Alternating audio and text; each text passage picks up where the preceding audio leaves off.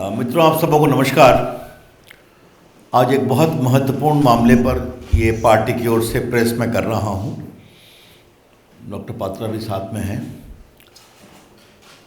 एक ऐसी घटना को कल क्लोजर मिला है बाटला हाउस कांड में, जिसने देश की राजनीति को पिछले 22 वर्षों से बहुत प्रभावित किया है। Yesterday's conviction in the Batla House encounter is a triumph of India's judicial process, a validation of the courage shown by the Delhi police officials in containing terrorism, and a closure to the rampant vote bank politics which happened in the last 12 years. और आज मैं आपके सामने वही विस्तार से रखूंगा कि देश की सुरक्षा और आतंकवाद की लड़ाई के मामले में भी किस तरह से कांग्रेस पार्टी और बाकी विपक्षी पार्टियां आतंकवादियों के पक्ष में खड़ी हो गईं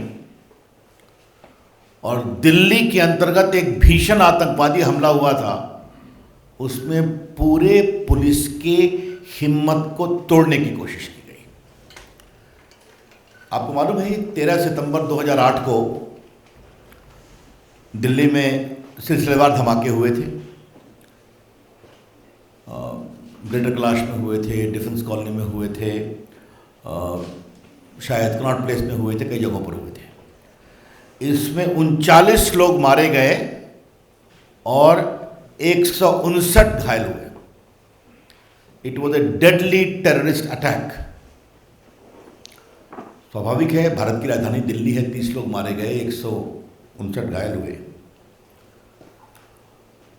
जब दिल्ली पुलिस को मालूम हुआ कि इसमें इंडियन मुजाहिदीन के लोगों ने यह काम किया है, उनको तलाश में लगे हुए थे और उनको मालूम हुआ कि जामिया नगर के पास बाटला हाउस में वो छुपे हुए हैं, तो पुलिस प्लेन ड्रेस में वहाँ कार्रवाई करने गई और 2 आतंकवादी मारे गए, 2 भाग गए और एक बहादुर पुलिस के इंस्पेक्टर, दिल्ली पुलिस के मोहन चंद शर्मा, उनकी गोलियों से मारे गए और 2 पुलिस वाले घायल हुए गंभीर रूप से, बलवंत और राजवीर सिंह। अब कोर्ट ने क्या माना है कल के फैसले में, जिसमें उन्होंने आरिज खान को दोषी पाया है कि भारत की एकता और अखंडता पर हमला था, यह आतंकवाद की घटना थी और लगभग 100 गवाहों की गवाही और इलेक्ट्रॉनिक एविडेंस के आधार पर उन्होंने पूरे इस घटना को सही पाया है। इलेक्ट्रॉनिक एविडेंस में वॉइस सैंपल है, बाकी जो डिजिटल रिकॉर्ड्स होते हैं वो सब है, उसके विस्तार से मैं जाना नहीं चाहूँगा। मैं आपको जरा बताना चाहता हूं कि ये आरिज खान साहब कौन थे। आरिज खान उर्फ जुनैद, ये बाटला हाउस इनकाउंटर के अलावे 2007 में यूपी के लखनऊ कोर्ट ब्लास्ट, फैजाबाद और वाराणसी ब्लास्ट में भी शामिल था। साल 2008 में दिल्ली, जयपुर, अहमदाबाद और यूपी के अदालतों में जो धमाके हुए थे, उसके मुख्य साजिशकर्ता का नाम आरिज था। इन सभी धमाकों में 165 लोगों की जानें गईं और 535 लोग घायल हुए। In fact I can very safely say that Ariz Khan was a serial terrorist and killer. Delhi में 30 लोग और बाकी जगह 165 लोग और उसके इंडियन मुजाहिदीन संबंध थे। और आपको मुझे बताते हुए कभी पीड़ा होती है कि इसको 2018 में नेपाल से पकड़ा गया, तब ये ट्रायल हो सका। एक शाहजादा को पहले 2013 में ही सजा मिली थी और इसको पकड़ा तभी गया सघनता से जब नरेंद्र मोदी की सरकार आ गई। ये इम्पोर्टेंट जानना है। अब हम इसको एक विषय इसलिए कहना ज़रूरी है कि उस समय मैं राज्यसभा में विपक्ष का उपनेता था अपनी पार्टी का, अरुण जी थे, बाकी लोग थे। मतलब मुझे आपसे कहने में कोई शंका नहीं है कि दिल्ली पुलिस के कई लोगों ने हम लोगों से परोक्ष संपर्क किया कि हमें बचाइए, हमें ही हमलावर बताने की मुहिम चल पड़ी है। हम देश की सुरक्षा के लिए क्या करें?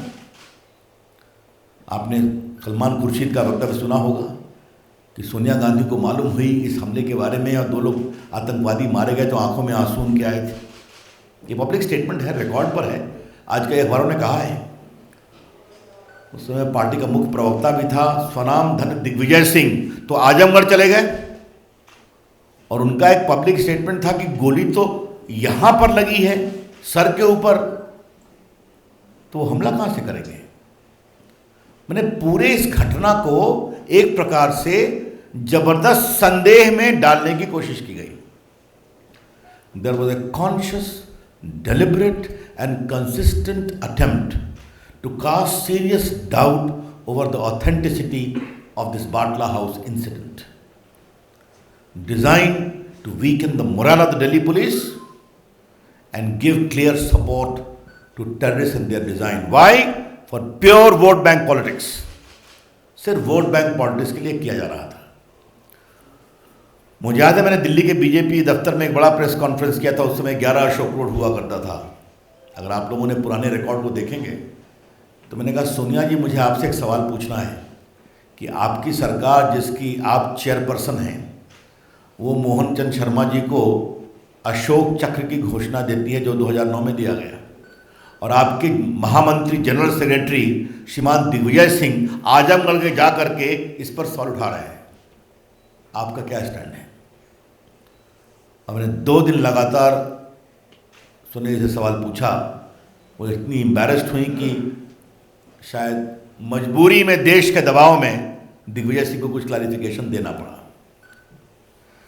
आपको मैं एक स्टेटमेंट और पढ़ाना चाहता हूँ, ये तो बहुत ही जोरदार स्टेटमेंट है।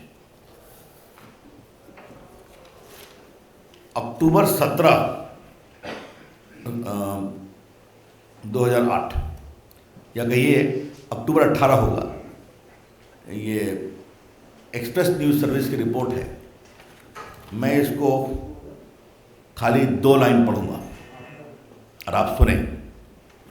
On Friday Samajwadi leader Amar Singh and Trinamool Congress chief Mamata Banerjee shared a platform in Jamia Nagar demanding a judicial probe into Batla House encounter. That was a fake encounter, and if I am proved wrong, I will stop practicing politics. I demand a judicial inquiry, Mamta asserted amid cheers from the audience. Mamata Banerjee जी 2013 में शाहजादे को जो accused थे उनको आजीवन कारावास हुआ, और जो मुख्य अभियुक्त थे उनको आज आरिफ खान जुनैद को सजा हो गई। 15 को वो कितनी सजा होगी बताएंगे। ममता जी आपका क्या कहना है? क्योंकि आपने पब्लिक स्टेटमेंट में दिखा रहा हूं कि मैं पॉलिटिक्स छोड़ दूंगी। उनका अक्टूबर 18, 2008 का स्टेटमेंट एक्सप्रेस न्यूज़ सर्विस का रिकॉर्ड पर है, आप देख लें। सलमान खुर्शीद जी आपको क्या कहना है? अभी आपके आंसू निकल रहे हैं या सोनिया जी के निकल रहे हैं कि नहीं? आरिफ खान की सजा हो गई तो? और दिग्विजय सिंह जी आपको क्या कहना है? यह बहुत ही गंभीर सवाल है। बाटला हाउस कांड को Samajwadi party, BSP, Congress party, left parties, Mamata ji, इन सबों ने नेशनल इशू बनाया था, यूपी के चुनाव में इशू बनाया था। और बाकी ममता जी ने क्या कहा मैंने आपको पढ़ दिया है। क्या मतलब है इसका? क्या वोट के लिए आतंकवाद के खिलाफ लड़ाई को इस तरह से कमजोर किया जाएगा? आपको एक विषय और जानना चाहिए। ह्यूमन राइट कमीशन गए, वहां ह्यूमन राइट ने दिल्ली पुलिस की कार्रवाई को सही पाया। फिर इन लोगों ने दिल्ली हाईकोर्ट में चैलेंज किया, दिल्ली हाईकोर्ट ने भी सही पाया, फिर लोग सुप्रीम कोर्ट भी गए, सुप्रीम कोर्ट ने भी डिसमिस किया। क्या हो रहा था? एक ऐसा आतंकी जो अपने नेटवर्क से 165 लोगों की हत्या में शामिल है, दिल्ली में 30 लोग मारे गए, 100 से अधिक लोग घायल हुए, इसकी कोई इज्जत नहीं है क्या? यह बड़े सवाल। इसलिए हाँ, अच्छा किया पात्रा जी ने, केजरीवाल जी भी शामिल थे इसमें, मैं भूल ही गया। उनकी आवाज़ तो सामान्यतः कभी कमज़ोर नहीं होती ऐसे मामलों में। उन्होंने भी डिमांड किया था कि फेक इनकाउंटर है, और ये सब वोट बैंक पॉलिटिक्स के लिए हो रहा था। आज जब देश की न्याय प्रक्रिया के द्वारा एक बहुत बड़े आतंकवादी को ये बड़ी सजा मिली है, 100 से अधिक गवाही के आधार पर, साइंटिफिक एविडेंस के आधार पर, मेडिकल एविडेंस के आधार पर, तो क्या ये पार्टियां माफी मांगेंगी? हम डिमांड कर रहे हैं, ममता जी, आज आप एक मुख्यमंत्री हैं, 1-1.5 महीने में क्या होगा देश जानता है आपका, क्या आप माफी मांगेंगी? Sonia Gandhi ji, will you apologise? आपके पार्टी के नेताओं ने क्या क्या कैंपेन नहीं किया था कि आपके आंसू निकल गए थे, क्या आप माफी मांगेंगी? और बाकी चाहे वो सपा हो या बसपा हो, हम उनके बारे में भी कहना चाहेंगे। हाँ, केजरीवाल जी से ही पूछेंगे कि आपने भी कहा था, क्या देश के ऊपर आतंकवादी मामले में हम एक स्वर में नहीं बोल सकते? क्या यह सच्चाई नहीं है कि देश में आतंकवाद की जहरें बहुत गहरी हैं, सरहद के पार से हैं? मैं एक बात आज बहुत गंभीरता से पार्टी के फोरम से मांग कर रहा हूं, इन पूरे अभियान से दिल्ली पुलिस के हौसले में कितनी कमजोरी हुई आतंकवाद से निपटने में, इसकी जांच होनी चाहिए, और जांच होकर के देश के सामने बताना चाहिए। हमको मालूम है उस समय दिल्ली पुलिस कितनी घबराई हुई थी, ऐसा लगा कि दिल्ली पुलिस को एकदम मर्डर के रूप में दिखाने में, फेक इनकाउंटर के रूप में दिखाने में एक कैंपेन चल पड़ा था। हम जानते हैं उस समय हम लोगों ने सदन में उठाया था। The BJP demands today that a proper inquiry be made, that because of this sustained campaign by vested political interest purely for vote bank politics, what was the impact on the morale of Delhi police in the fight against terrorism? कि अगर Delhi police का एक बहादुर inspector Mohan Chand Sharma मारा जाए, जिसको अशोक चक्र मनमोहन सिंह और सोनिया जी की सरकार ने दिया, उनके नेता पूरी दिल्ली पुलिस के खिलाफ हाथ धोकर पड़ गए, इससे बड़े शर्म की बात कोई हो सकती है क्या? इसलिए आज हमें लगा कि जब निर्णय हो गया है कोर्ट का, तो हम ये डिमांड करेंगे कि ये इंक्वायरी होकर देश के सामने उसको बताया जाना चाहिए। और पीड़ा की बात यह है कि NHRC की inquiry report, Delhi high court का dismissal validating the encounter, supreme court के डिसमिसल के बाद भी ये कार्रवाई चलती रही आज तक। तो ये वोट बैंक क्या होता है, इसकी एक बहुत ही शर्मिंदगी भरा ये प्रकरण था। तो मुझे लगा कि अब लोग पूछते हैं कि आपके समय में उनमें अंतर क्या है? आतंकवादी घटना कभी भी वो गलत है, निर्दोष लोग मारे जाए कभी भी वो गलत है, लेकिन एक अंतर है, वहाँ मुंबई हुआ, दिल्ली हुआ, बाकी हुआ। हमारे यहाँ कोशिश होती है तो सेना को और पुलिस को छूट है और वो प्रिएम्प्टिव तरीके से कार्रवाई कर देते हैं। अब उसका डिटेल मुझे बताने की ज़रूरत नहीं है। और कभी सरहद पर खुराफात करते हैं तो उरी का जवाब भी होता है और बालाकोट भी होता है, ताकि उनके हौसले कमज़ोर होते हैं। यह है अंतर। People who ask questions as to what is the difference you have been able to make in the Narendra Modi government, the reply is very simple.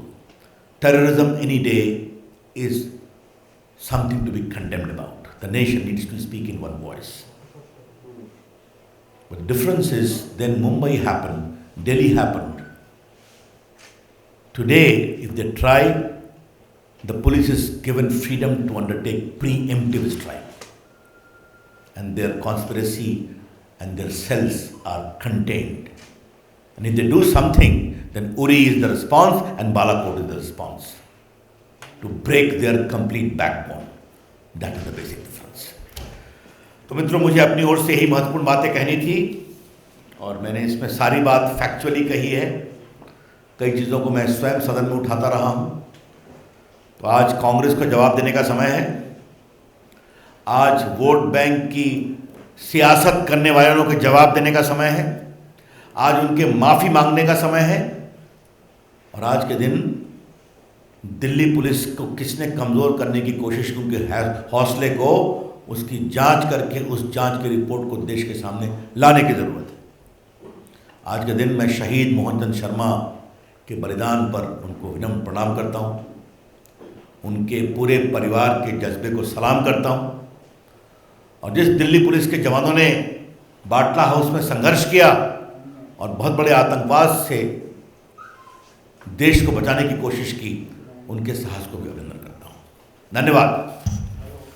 Any questions now? धन्यवाद रवि जी। कोई प्रश्न प्रासंगिक?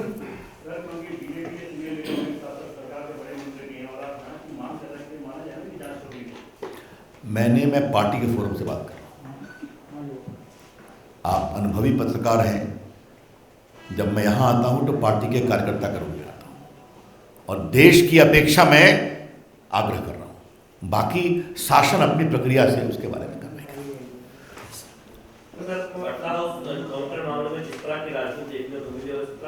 जब भी कुछ और एनकाउंटर में भी पहले राजनीति के आरोप लगे हैं और बाद में जब तब सामने आया तो फिर लोग चुप हो गए। तो आपको लगता है कि अब इस मामले से सबक लेंगे, खासतौर पर कांग्रेस पार्टी की? कई एनकाउंटर में दबे छुपे उनके नेता सवाल उठाते रहे। बटला में तो खुले तौर पर कहा कि सोनिया गांधी के आंसू आ गए। देखिए, मुझे एक ही बात कहनी है। आज के दिन मैं इस विषय को एक बड़ी धार देना चाहता हूँ। आतंकवाद पर सियासत कितना की जाएगी? क्या आतंकवाद की घटना एक सच्चाई नहीं है? कितने निर्दोष लोगों की जान जाने के बाद वोटों की सौदागरी कमज़ोर होगी या बंद होगी? ये है बड़े सवाल। इसलिए आज मैंने कोई पॉलिटिकल डिमांड नहीं किया है। जिन्होंने किया उनका माफ़ी मांगना बनता है कि नहीं बनता है, ये विषय उठाया है। रवि जी, आम आदमी अगर आतंकवादियों के बारे में बात करता है या फिर उनका साथ देता है तो उसके खिलाफ देशद्रोह वगैरह का मुकदमा लगता है कानून मंत्री का। लेकिन पॉलिटिकल सिस्टम या इतने बड़े बड़े नेता आतंकवादियों को प्रयास सपोर्ट कर रहे थे और आप बीजेपी के मन से सिर्फ माफी की बात कर रहे हैं, या इन ऐसे नेताओं के खिलाफ भी देशद्रोह या इस तरह का मुकदमा जाए? देखिए, पहले हिंदुस्तान एक लोकतंत्र है। उन्होंने एक डिमांड किया जो गलत था और काफ़ी मामले में आतंकवाद के खिलाफ कार्रवाई में समझौता करने की बात थी। मैंने एक्सप्लेन किया है। लेकिन अगर मैं आपको इस परिदृश्य को पिछले 12 साल की राजनीतिक के आलोक में बताऊं तो हाशिए पर चले गए कि नहीं चले गए? कुछ सीखेंगे वो? देश की सोच किधर है? भारत के लोग, भारत की सेना और भारत के सुरक्षा कर्मियों के कमज़ोर करने वाले हौसले की किसी सियासत को बर्दाश्त नहीं करते हैं। और जो लोग डिमांड कर रहे थे वो कहाँ है? खुद उनकी पार्टी कितनी कमज़ोर है ये देश ने देखा है। ये तो देश की जनता ने जवाब दिया। धन्यवाद। Yes madam.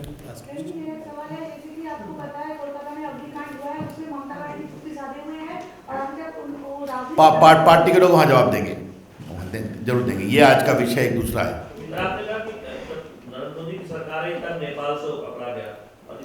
मैंने 2018 का ईयर भी बताया। वो भागा हुआ था, वो भटकल ग्रुप के साथ संपर्क में था। कई बार वो संदेश पर भारत में मुजाहिदीन के पूरे संगठन को विस्तार देने के लिए वहाँ सऊदी अरब से वापस आया था। ये सब बातें पुलिस की बातें हैं। लेकिन मैं एक बात अवश्य कहूँगा, उसके खिलाफ सघन अभियान तभी हुआ जब हमारी सरकार आई, पूरा कस करके एक प्रकार से उसकी जांच की गई, परख की गई, कहाँ गया, और दिल्ली की पुलिस लोग जाके उसको पकड़ के ले आए।